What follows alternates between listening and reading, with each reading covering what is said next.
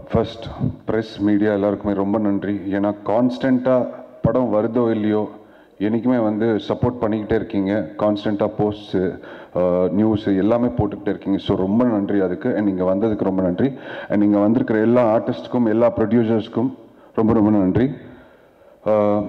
காதல் conditions apply, இது வந்து என்னோட 16வது படம். பட் ஆனால் ஃபர்ஸ்ட் படம் தமிழில் ஹீரோவாக லான்ச் ஆகிறேன்.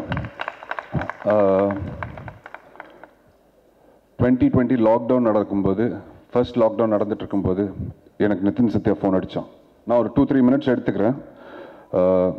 நிதின் சத்யா ஃபோன் பண்ணி, மச்சான் படம் பண்ணலாமா அப்படின்னா. டேய், ஊரே லாக்டவுனில் இருக்குது, படம் பண்ணலாமான்னு கேட்குறேன் அப்படின்னு.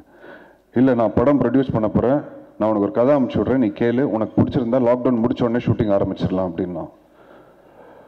அதாவது அந்த ஒரு டைமில் வந்து அவ்வளோ பிரச்சனைகள் போயிட்டுருக்கு. அந்த ஒரு கான்ஸ்டன்ட்டில் கூட வந்து நான் படம் பண்ணியே தீருவேன்னு சொல்லி ஒத்த கால நின்று தான் இந்த படம் நடந்துச்சு. அண்ட் டைரக்டர் அரவிந்த் அவர் என்கிட்ட வந்து 2013 ஒரு கதை சொன்னார். அப்போவும் ஒர்க் பண்ண வேண்டியது அப்போவும் நடக்கலை. அதுக்கப்புறம் திருப்பி 2017 ஒரு வாட்டி மீட் பண்ணணும்னு நினைக்கிறேன்.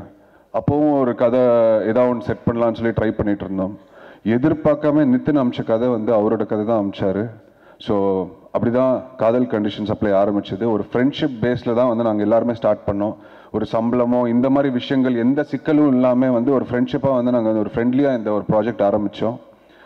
அதே மாதிரி இன்னைக்கு விழாவோட நாயகன் ரமேஷ், என்னோட சைல்ட்ஹுட் ஃப்ரெண்ட், என்னோட நண்பன். எனக்கும் சிம்புக்கும் கிட்டத்தட்ட ஸ்கூல் டைம்லேருந்து நாங்கள் எல்லோரும் ஃப்ரெண்ட்ஸு. ரமேஷுக்கு என்கிட்ட ஃபோன் பண்ணி நிதின் கேட்டாப்புல மியூசிக் டைரக்டர் யார் போகலாம் அப்படின்னா. நான் சொன்னேன், ரமேஷ்னு என் ஃப்ரெண்ட் ஒருத்தன் இருக்கான், நீ கேட்டு பார்க்குறியா அவன் சாங்ஸ் அப்படின்னோடனே எல்லாம் மீட் பண்ணாங்க. சாங்ஸ் எல்லாம் வந்து உடனே பிடிச்சிது டைரக்டருக்கும் சரி எல்லாருக்கும். ஸோ அப்படி தான் இதுவும் செட் ஆச்சு. எனக்கு ரொம்ப சந்தோஷம். ஏன்னா ரமேஷ் வந்து இந்த படத்தில் வந்து லான்ச் ஆகிறாப்புல அப்படின்றது. அண்ட் சனா ஹீரோயின், அவங்களும் அதே மாதிரி தான் என்னோடய ஒய்ஃபோட ரொம்ப க்ளோஸ் ஃப்ரெண்ட். அவங்க கிட்டத்தட்ட ஒரு 10 வருஷமாக என் ஒய்ஃபும் அவங்களும் ஃப்ரெண்ட்ஸு. ஸோ அப்படி தான் வந்து அவங்களும் இந்த ப்ராஜெக்டுக்குள்ளே வந்தாங்க. ஸோ உடனே ஓகே சொன்னாங்க இந்த படத்துக்கு. Karthik sir, thank you so much, என்னை வந்து ரொம்ப அழகாக காட்டினது கேமராவில். அபிஷேக், மகேஸ்வரி, விவேக் பிரசன்னா, இவங்க எல்லாருமே வந்து என்னை சப்போர்ட் பண்ணதுக்கு, இந்த படத்தில் வந்து நடித்ததுக்கு ரொம்ப ரொம்ப நன்றி, மனசார நன்றி சொல்கிறேன்.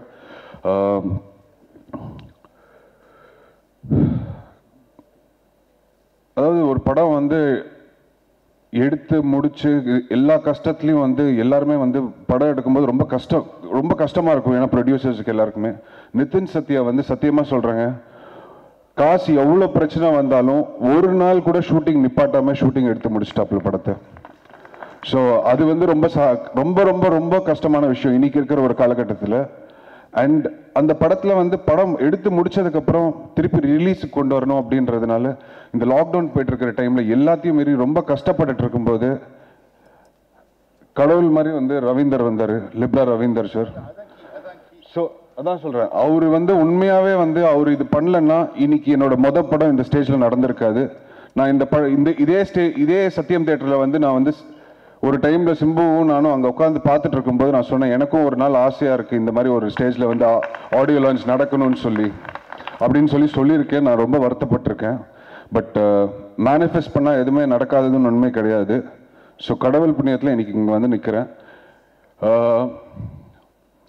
ஹிந்தி படம் நடிச்சிருக்கேன், எனக்கு நல்ல பேர் வந்திருக்காங்க, பெரிய ஹிட் ஆச்சு. இப்போ திருப்பி டி சீரீஸில் திருப்பி இன்னும் 2 ப்ரொடக்ஷனில் வந்து சைன் பண்ணியிருக்கேன் ஹிந்தியில். 2 படங்கள் அங்கே பண்ணிகிட்ருக்கேன். அண்ட் இங்கே தமிழில் வந்து இன்னும் 2 படங்கள் சைன் பண்ணியிருக்கேன். கூடிய சீக்கிரம் ஒரு பெரிய நியூஸ் வரப்போகுது. ஸோ கான்ஸ்டண்ட்டாக வேலை செஞ்சால் கண்டிப்பாக ஜெயிக்கலான்றது தெரியும். நம்பிக்கைன்றது தான் எனக்கு ஒரு இது. அண்ட் இவங்க என்றைக்குமே நான் லோவாக இருக்கும்போது கூட, நேற்று கூட நான் சொல்கிறேன், எனக்கு ஒரு மாதிரியாக ரொம்ப லோவாக ஃபீல் பண்ணுறேன் அப்படின்னும்போது கூட பாசிட்டிவாக நின்று எனக்கு சப்போர்ட் பண்ணி நிற்கிற நிதின் சத்யாவுக்கும் ரவீந்தர் சாருக்கும் ரொம்ப ரொம்ப ரொம்ப நன்றி. ஏன்னா இந்த மாதிரி பாசிட்டிவான ஆட்கள் இருக்கிறதும் இந்த மாதிரி ஒரு ஆட்கள் தான் இண்டஸ்ட்ரிக்கு தேவை இன்னைக்கு. So thank you for that. எப்படி ஜெயிக்கணுன்ற ஒரு ஆசை தாங்க, அவ்வளோதான். ஸோ கண்டிப்பாக அவங்க கான்ஸ்டண்ட்டாக அவங்க சப்போர்ட் கொடுங்க. Thank you, love you all. மறக்காம நியூஸ் பேஸ்க்கு சப்ஸ்கிரைப் பண்ணி பெல் ஐகானை பிரஸ் பண்ணுங்க.